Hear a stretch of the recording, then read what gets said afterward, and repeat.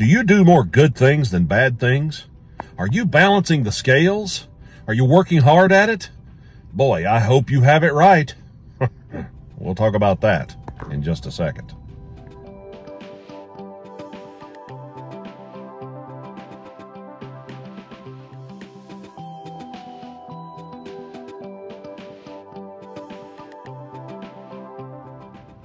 Good morning. Hey, you know what? There is such a misconception about what it means to be a Christian. Look, we cannot save ourselves by our deeds. There's this idea that we're supposed to somehow do more good things than bad things. And if I get my good things to weigh more than my bad things, then the good Lord will let me in at the end of the day. That is not how it works. That's not how it works. It's not what the Bible says. It's not what the Bible teaches. It's not what Christ said. Not at all. If you go through the scriptures, you'll find countless story after story explaining this principle is not the way to do things. Because you know what God requires in order for us to go to heaven? He requires perfection. Pretty high order, right?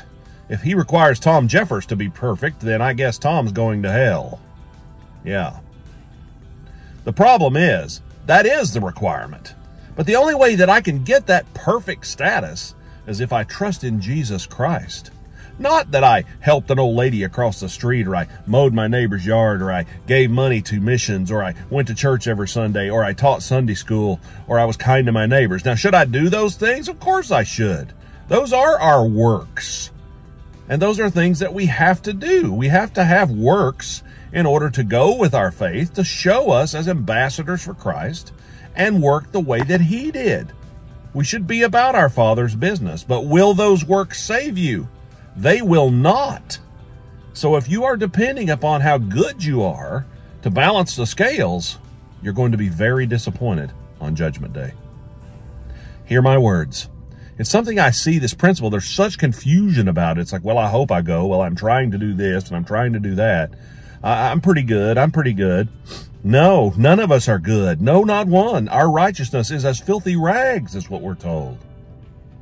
So how on earth do you get to heaven? How can you get perfect? We get that perfection attributed to us by believing on Christ, who was perfect. We trust that he was born of a virgin, that he lived, that he suffered, he died, and he rose again, and he is the Son of the living God. We trust in his sacrifice for our salvation.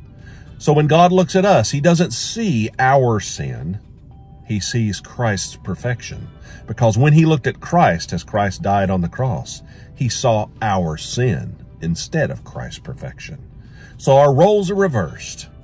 And the only way that we can truly make it into heaven is by trusting on Christ. It's not about how good you are or about how not bad you are.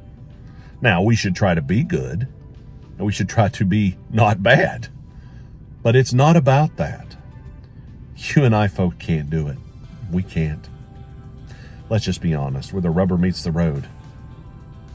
I'm a big screw up, and I bet you are too. I mess up things all the time.